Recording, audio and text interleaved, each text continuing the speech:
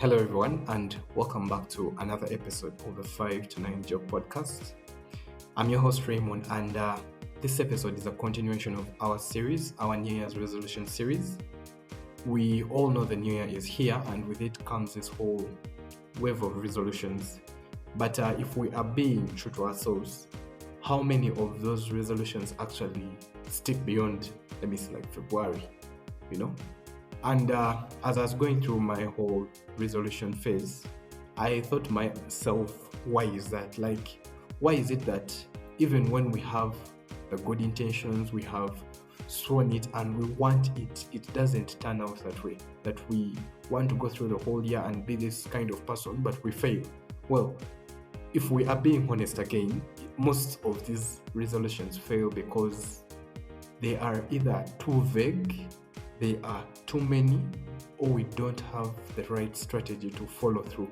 And in today's episode, I want to share a few simple strategies that can make sure that this year you stay committed to your goals and set yourself up for the success you have been looking for, that you have been planning for, that you have set out to accomplish. So let's get into the episode.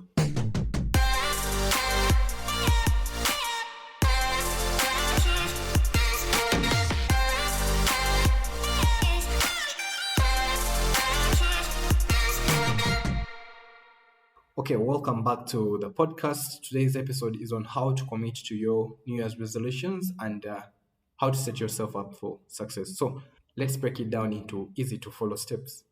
Step one is to pick fewer goals, and even better, just pick one or two, three goals. That is it. You see, life is already hectic, and the last thing you need is to spread yourself too thin.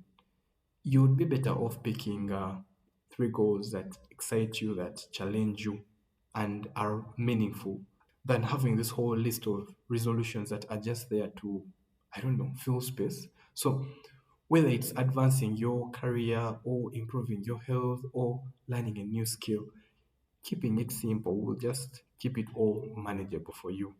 You see, this whole temptation to juggle multiple goals is going to be very strong, but that can quickly lead you into things like burnout, and it's not healthy, trust me. So instead of focusing your energy where it matters the most, you find yourself divided and doing so many other things that you just lose track of everything. You can't keep everything balanced. So the better thing would be like just have one goal, and then if you're doing well with that one goal, you can always expand it later on, like later on through the month. Let me say, like if you set a health goal and you're doing well with that, then now you can bring in a new skill because you already know that this is going well. But then if you try to overload yourself at the beginning of the year with all these goals, you get it. You're going to want to time block for the working out, then you time block for the new skill, and then you're going to find that sometimes they are, like intertwined and you don't have space to do both, and then you start to not build this consistent habit. The habit starts to dwindle in its consistency, and then you just fall out with it. Instead of maybe you could have just started with one thing, let me say health. So you focus on that until you're like, okay, you know what, this is part of my daily habits. I don't need as much discipline to go through with it, so I can add something like pottery, which is falls in the category of new skills. You get it? So that would be the first thing. Pick fewer goals, and even better, just pick one goal. Pick two goals, pick three goals, and just go with that. Start small, but think big for the future. Two is to choose specific goals. So things like, let me give an example.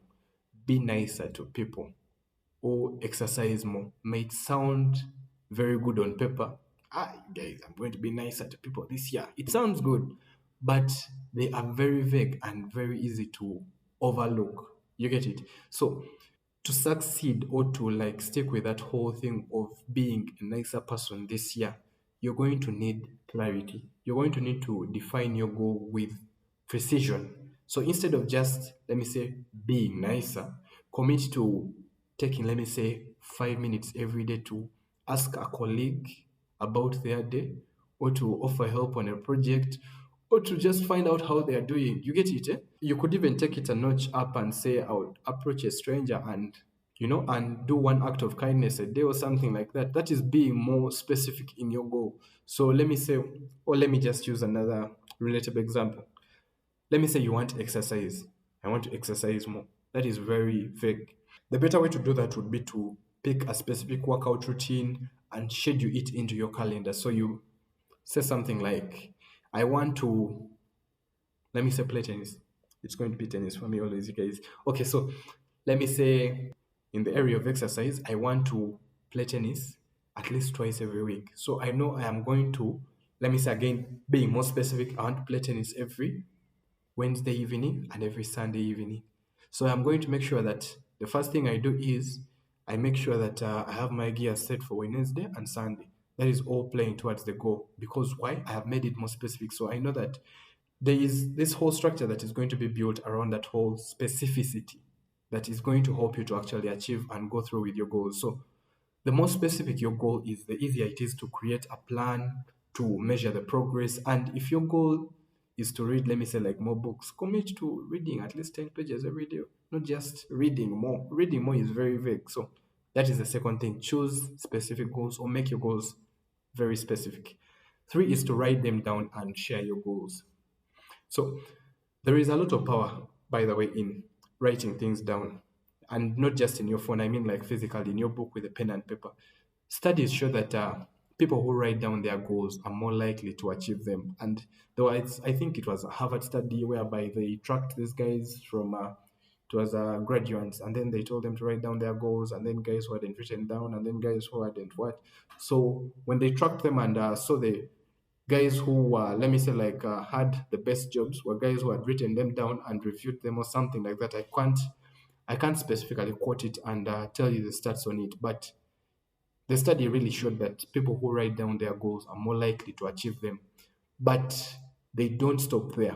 The ones who shared their goals with others, who had an accountability partner, who had someone or something keeping them accountable, were even more likely, you get it, to achieve them and to go through with their goals.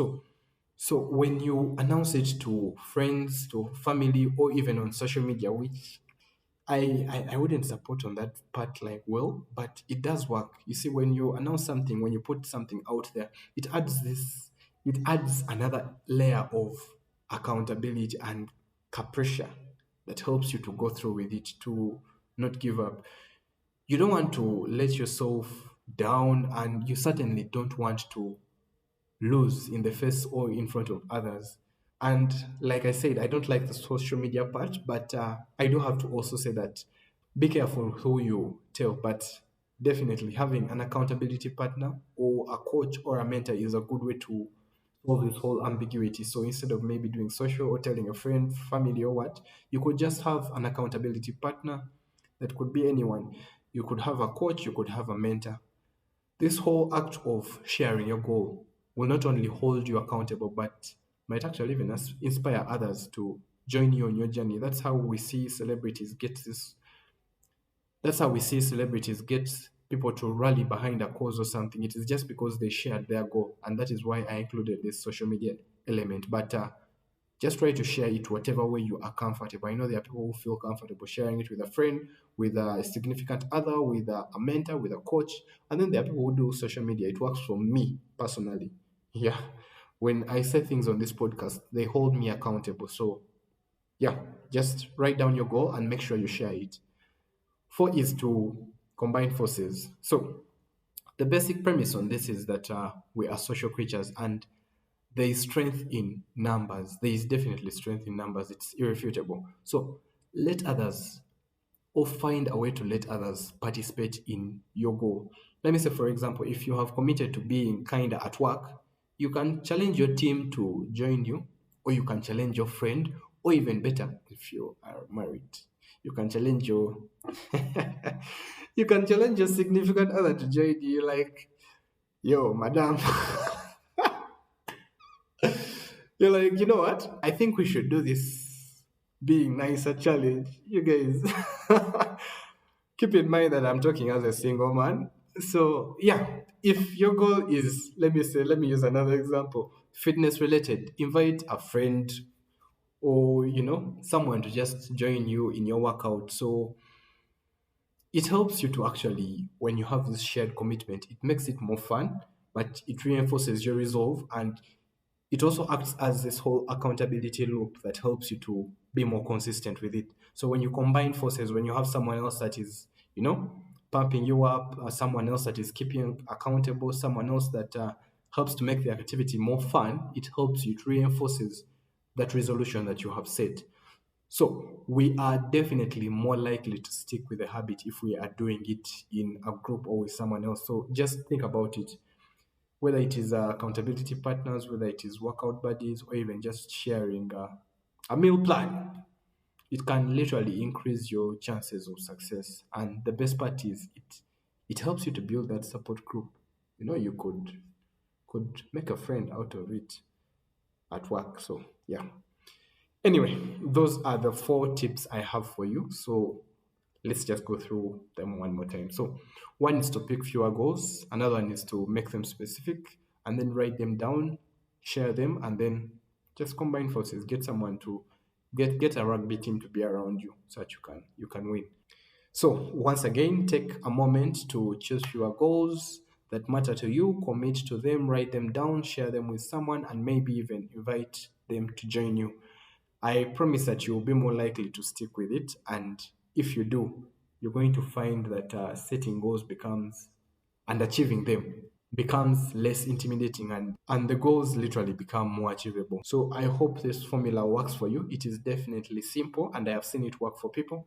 I would love to hear what goals you have set for this year. I haven't really asked any of you to share your resolutions ever since we started this series. So, if you would like to just share those resolutions with me, maybe we could workshop them. I mean, feel free and share them with me on our socials. Drop me an email.